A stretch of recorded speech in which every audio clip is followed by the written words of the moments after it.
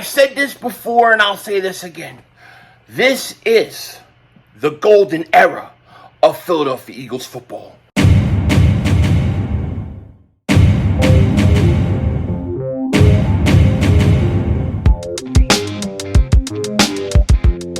Dallas still stinks. Yo, by the way, Dingbat here, and hope everybody's having a great day. Hope you guys are doing well. Hope you're hanging in there. I hope each and every one of you guys had a great 4th of July. I hope you guys enjoyed your day. And I'm here to say, I'm an old piece of crap. I'm an old piece of crap, and I hate being an old piece of crap, but I am. And one of the advantages of being an old piece of crap is the fact that I've gotten to live a lot. I've got to see a lot of things, and I am here to tell Eagle fans, you are the greatest fans in the world. And not only that, you are now entering the golden era of Eagles football. Congratulations, especially the young ones out there. You are going to get to witness multiple championships. And for the older people like me, we are finally going to get what we deserve. And that is golden era of Eagles football. Now, before we get into it, if you're new to the channel and you like the content, make sure you hit that like button. More importantly, make sure you subscribe to the most censored, the most throttled, pause, Eagles content creator in all of the internet. And if you've been subscribed for a while, I just want to give you, thank you for all the support you give to me. It truly means a lot. It really, really does. And I like I said, I hope you all had a wonderful 4th of July. This video is either coming out late 4th of July or early morning, but early the next morning, the 5th. But it's either late 4th, early 5th is what I'm trying to say. But, you know, I was sitting back today, chilling out, and I was watching YouTube, and I was watching the House of Pain game. You remember the Eagles versus the Oilers?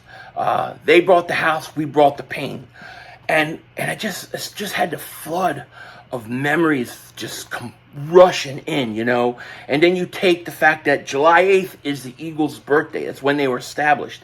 And we can expect Kelly Green to come out in honor of their, now I think, 90th anniversary of being a franchise.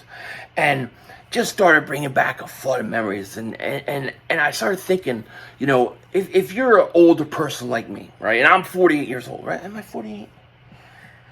I think I'm 40. I'm 48 years old. I think I'm getting so old I'm forgetting.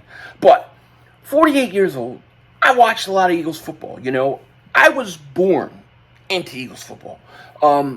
My whole family are from the area and they're fans. And we were, you know, I was born in the area. I was born in South Philadelphia, Methodist Hospital. But, you know, my whole family was Eagle fans. So I liked Eagle fans because my family did. But I emotionally got attached when I remember, at the earliest age that I can remember, maybe I was like 6 years old or something, and it was Dick Vermeil, and he was giving a press conference, and it was on the news, and he was retiring, he was leaving the Eagles because he was burnt out, and he was crying, and I felt so sorry for him. That was my emotional connection to the Eagles. And then Marion Campbell became the head coach. He stunk. And then it was Buddy Ryan, who to me, I think had the best, I think was still one of my favorite eras of Eagles football. Just with the team and the players that they had. I mean, some of the guys they have on their team, if they were on any other team, they would have been in the Hall of Fame already. And we'll talk about that at the end of this video. But it was tough. It was rough, you know. And even as good as the era was with Buddy, it was so frustrating. It was horrendous. I remember being so excited that the Eagles were going to the playoffs. They were going to be in the playoffs. I'm finally going to get to see my team in the playoffs. I sit down and watch the game with my dad, and over half the game you couldn't see because it was fog. It was the Fog Bowl in Chicago. That was the first playoff game I ever remember with the Eagles. And it was so disappointing. And then you had the Randall Cunningham, week 1, gets hurt, out for the year. You know, back then when you had an ACL injury, it wasn't so easy to come back from, especially a quarterback like Randall. There was a lot of questions. and it was just like bad luck after bad luck. Jerome's horrible accident would have been the greatest defensive tackle to ever play, in my opinion. Then Reggie leaves, and Clyde leaves, and Seth leaves, Eric Allen eventually leaves. It was just a lot of pain, a lot of heartache, not to mention, then you had to go through Rich Kotite. He was horrible. And then Ray Rhodes was good for like a year or two. And then you go into the Andy years, which you think, all right, here we go. We're finally going to get something. You go to 3 NFC championships. You can never win a Super Bowl. You could never pull the trigger and get the job done. It was frustrating. It was hard to be a Philadelphia Eagles fan. And that's why Philadelphia Eagles fans are the best fans in the whole world. That's why they're the best. Because they show up no matter what. Year in, year out. They didn't have to win to show up. All the Cowboy fans, you know how many Cowboy fans out there that grew up in the 90s when they were winning? And that was when they chose their team? Or, they want the prestige of having a team. Oh, we have 5 Super Bowls. That's what they want. So that's why they choose a team. Not Eagle fans. Eagle fans are different. We're different. A lot of us, and there are some that are Eagle fans for whatever reason. And then there's a lot of us, and most of us, I would say, are born into it. It's like a family heirloom that's passed down generation to generation. I was from the Philly area. I lived in South Jersey. I lived on the East Coast most of my life. I came out to California when I got married. My kids are from here. They love the Eagles because it's been passed down from their dad. It's like a family heirloom. And that's why Eagle fans are the greatest fans in the world. Because when we were losing, when we were going through all the hard times, that we were still wearing Eagle stuff. We were still supporting our team. We were still showing up. We were taking it, we were taking up the old wazoo for our team. But we did it. And we did it with pride, inch by inch, like a gentleman. We did, because we weren't going to turn our back on our team. And there was a lot of heartache. And that's why that Super Bowl in 2017 is so special. And that's why I think this era of Eagles football is so special. I believe, and especially for you young Eagle fans, you are entering the golden era of Eagles football. You are not going to have to live through the Fog Bowl. You are not going to have to live through all those championship game losses in a row or Randall Cunningham getting hurt. You are going to watch your team win back-to-back Super Bowls. You are going to win a lot of Super Bowls. This team is set up to be good for a long time. And I really think that this is the beginning. This is the beginning of Eagles football. This is the golden era of Eagles football. And you young guys should never forget the history. My suggestion, don't ever forget the history or lose the edge, because I think what happens is there's something about Eagle fans. We're edgy, okay? I often compare Giant fans and Eagle fans a lot alike. I say that they both were at the same starting point, right? And what happened is as years went by, Giants won 2 Super Bowls in the 80s. Eagles were losing. Giants won early 2000s, right? So Giant fans went this way. Eagle fans went that way. And we're very similar. So we had the attitude. We were the bad fans of the NFL. We're still considered that. But the Giants, they were winning, so they weren't as nasty. They weren't as frustrated, the fans. But you've seen over like the last 6 years, Giant fans have become more like the old Eagle fans, and Eagle fans have become more like the Giant fans. And that's because we've won. So I hope that all that winning doesn't spoil Eagle fans, especially the young ones, to the point where we lose our edge. We can't ever lose our edge. We can't ever act like we're self-entitled like the Dallas Cowboys. We can't do it. Remember where you came from. Remember the Fog Bowl. Remember when Bryce Pop hurt Randall Cunningham. Remember what it was like when Reggie left or Jerome passed away. Don't ever lose your edge. Don't ever lose it, because it's what makes us us. Okay? Remember, the Tampa Bay Buccaneers came into Philly in the NFC Championship game, and they closed down the vet in just one of the most horrible things. Not that I like talking about all these bad things, but I think it's what made Eagle fans great, in that through all that, we supported our team. And for people my age and a little younger that remember all those heartaches, get ready to sit back and enjoy. You're going to win a lot of Super Bowls. Your team is going to go to a lot of championship games. This is the golden era of Eagles football. We are going to own this division, this conference, and this league for many, many years to come. That's just my opinion, and I'm sticking to it. Had to say that, had to get that out after watching that House of Pain game. I often get people ask me, who's your top 5 favorite Eagles? What's your favorite Eagles offense you ever seen? I'll tell you, to be honest with you, my favorite Eagles offense I've ever seen, it came last year. Pause. But I think the Eagles offense last year, to me, was the funnest offense I've seen. Now, there were great times with Randall Cunningham and stuff like that, but he never had a running game. He never had a good offensive line. I think last year, with the weapons we had, I think it was the best offense I can remember. I really think so. Best defense I remember, 91. The Eagles, where they finished, number 1 in sacks, number 1 in total defense, number 1 against the run, number 1 against the pass. Greatest defense I've ever seen to this day. Greatest defense. Only reason they don't get the credit they deserve is because they didn't win. And they would have won if they didn't have all the injuries, especially Randall Cunningham. That defense was just so good. You could have a defense. This defense would go on the field 35, 40 minutes, 45 minutes a game and give up 6 points. You just couldn't run. You couldn't do anything against them. I think they had like 40-something games in that era where they didn't, over 40-something games where they didn't allow a 100-yard rusher. In an era where they ran the football.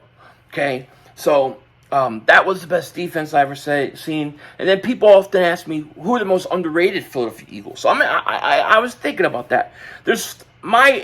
I'll give you 5 of my most underrated Eagles. I'll start at 5 and I'll go back to 1. Number 5, most underrated Eagle that I can remember, and this is not in Eagles franchise history. This is in Philly 500's watching years, okay? But I would say number 5 is Bobby Taylor. If you remember, Bobby Taylor played opposite of Troy Vincent. Bobby Taylor was drafted to shut down Michael Irvin, and he did. He definitely did. And I think Bobby Taylor was very underrated because you had Brian Dawkins as safety, you had Troy Vincent there, and I don't think he got a lot of credit or enough credit as he deserved. He would be my number 5 most underrated Eagle of all time. The next one, William Thomas. If you guys remember, William Thomas played opposite Seth Joyner. William Thomas was a multiple Pro Bowler. William Thomas was a really good player, but for whatever reason, I don't think he ever got the credit he deserved around the league. But William Thomas was a really, really good player, okay? He was really, really good player. One of the better players I can remember. That's for sure. Let me think here. Number 3.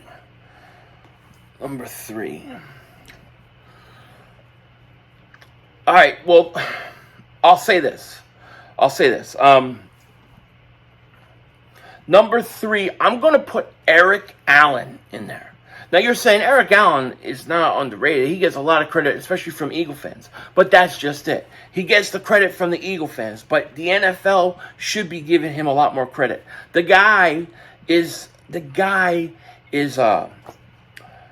one of the best all-around cornerbacks I've ever seen. There was Inside the Eagles and Inside the Eagles, and they did most underrated Eagles. And they did their own list, and this was part of why I wanted to talk about this. But they had Eric Allen on their list as well, and here's what they said. I thought it was interesting. Simply put, Eric Allen possessed every trait necessary to play cornerback at an elite level. 7 seasons in an Eagles jersey produced 408 tackles, 2 sacks, 4 forced fumbles, 34 interceptions, and 5 defensive touchdowns. One of the best cornerbacks in NFL history, Allen has 7 more career interceptions than Rondé Barber, despite 24 fewer games. He has 2 more career interceptions than Champ Bailey. Yet, Rondé Barber and Champ Bailey are both in the Hall of Fame. So I think Eric Allen has to be considered one of the most underrated Eagles of all time because he should be in the Hall of Fame. He should be in the Hall of Fame. Number 2 most underrated Eagles that I've ever seen, Byron Evans. Byron Evans, number 56, What a great middle linebacker. I think he was one of the best middle linebackers in the league, but he never got the credit. He never got the recognition. And that's what happened to a lot of the guys on those Eagles defenses. They don't get the credit that they deserve because they played with such great players like Reggie and Seth Joyner, you know. But Byron Evans was a hell of a player, And one of the best games I remember was the goal line stand versus the Arizona Cardinals, where they ran like 14 straight times and could not get in. Byron Evans was a big reason for that. I think he's one of the most underrated guys I've ever seen. If I could ever interview Seth Joyner, I would like to ask him his opinion on Byron Evans, because I think Byron Evans was just a hell of a player. You know, and then my number one most underrated Philadelphia Eagle of all time is Clyde Simmons. People forget about Clyde Simmons. They talk about Reggie. They talk about Jerome Brown. But Clyde Simmons, to me, I think he's a Hall of Famer. I think he's a legitimate Hall of Famer, okay? Clyde Simmons ranks second in franchise history with 76 sacks. From 89 to 92. No other defensive lineman of that era tallied more than his 55 quarterback takedowns. He led the NFL also in sacks in 1992. He had 19. This was a legit 19 sack guy. And he played opposite Reggie, and he played with Jerome. And because of that, he was always looked at the other guy. But he proved himself when Reggie left. Clyde Simmons was still on that team for a couple more years. I think him and Seth 2 more years. And he went out. He was a double-digit sack guy. Clyde Simmons, to me, the most underrated Eagles player I've ever seen in history. I have to say it because I just can't believe that this guy does not get talked about enough. And it's all because he played with Reggie White and Jerome Brown. Two guys, Reggie a Hall of Famer, Jerome sure would have been a Hall of Famer. But that's just my opinion. So those are my top 5 most underrated Eagles of all time. Let me know what you guys think. And once again, I hope you guys had a wonderful holiday. Thank you for watching this Philly 500 4th of July special. With that said, take care. Talk to you later, of course. Don't be a dingbat. Remember, it's Howie Vision. We're all just living in it.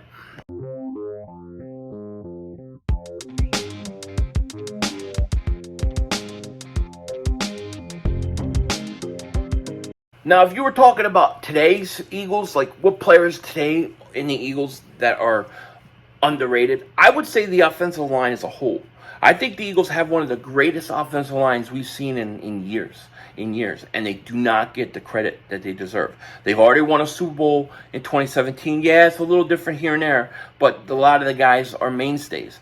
And yet, the Philadelphia Eagles, they don't get enough respect on that offensive line. Yes, it's the best offensive line in football, but it's one of the best offensive lines we've seen, I think, since the Washington days with the Hogs and Dallas in the 90s. Just my opinion. Denzel Washington out.